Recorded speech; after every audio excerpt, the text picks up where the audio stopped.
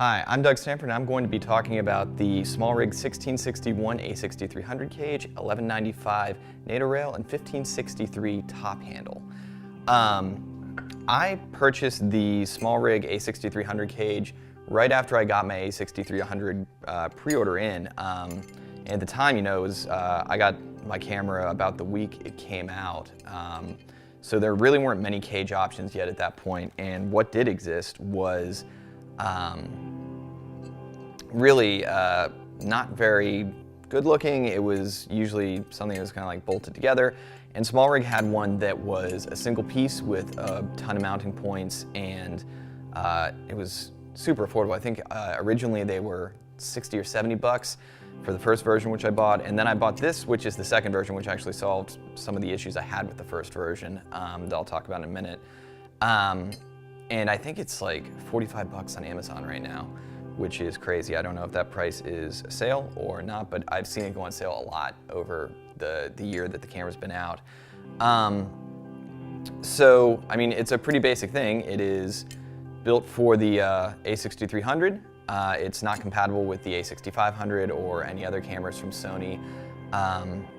It's the second version, which addressed some issues with the camera kind of spinning a little bit and flexing in the cage left and right.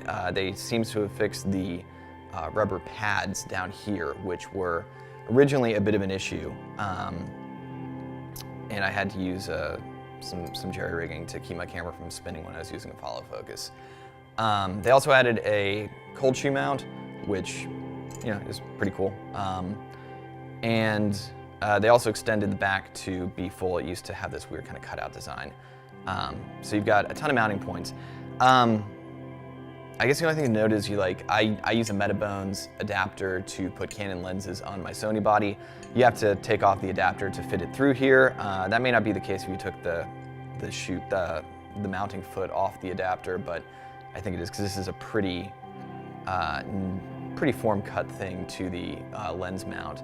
But that's really not a big deal, and it adds one more layer of there's no way your camera's falling out of this cage.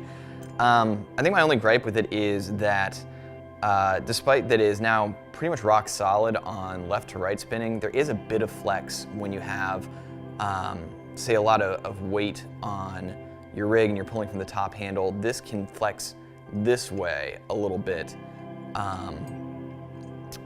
but it doesn't really affect any of the operation of stuff. It seems to really only be when I'm carrying the camera between locations and just kind of slinging it around.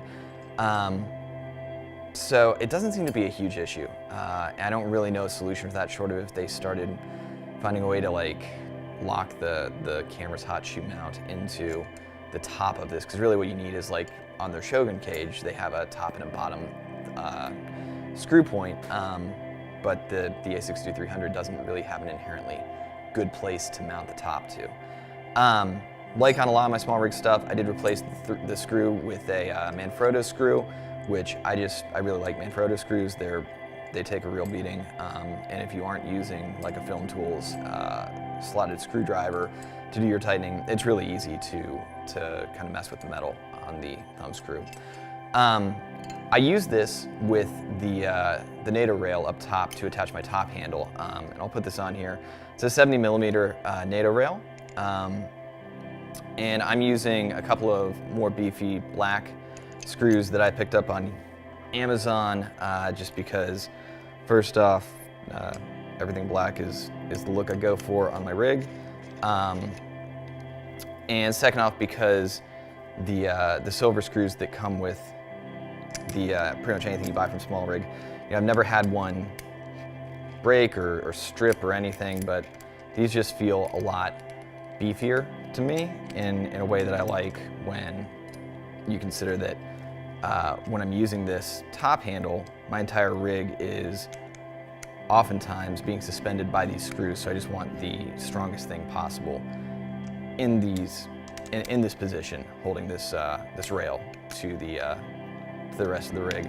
So when you attach that, it adds a little bit to the top. That's not really, it looks to me like a part of the original cage at this point.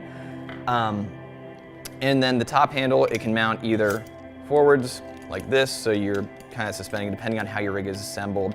If you have a mat box out front that has a lot of weight to it and not much in the back, this helps put your balance point where it should be. If you're doing something where you've got like a big battery system on the back of your rig, or your monitor's mounted in the back, I don't know, what have you. Or if, like in my case, a lot of times the mat box runs into the front of this handle, then you can mount it in reverse. And you know, of all the gear I bought, this stuff is some of the first like larger rigging pieces I bought from SmallRig, and I have not changed the handle out, I haven't changed the rail out. I replaced the cage just because they released a new version of it. And I really like this. I mean, the handle is super solid. It's comfortable to me. I mean, I know a lot of people prefer leather handles or maybe something with some contoured like ergonomic grip to it, but the handle's simple, it's effective, and it doesn't hurt my hand after long shoots, and I've been using this thing for about a year now. It of course has the ratcheting screw here as well that you use to tighten down so you can position it left and right for where your center of balance is on your rig. But yeah, I like this whole thing. I super recommend it because, especially for users of A6300s, there just aren't a ton of options for cages, and of what's out there, I think that this has got to be the best for my money. So, big recommend, especially, you know, even if you bought the first version, like I did, I think it's a worthwhile upgrade, especially since you can get it for, like I said, I think I saw it on Amazon for like 45 bucks, and at its most, it's only been 60 or 70, so it's well worth the upgrade.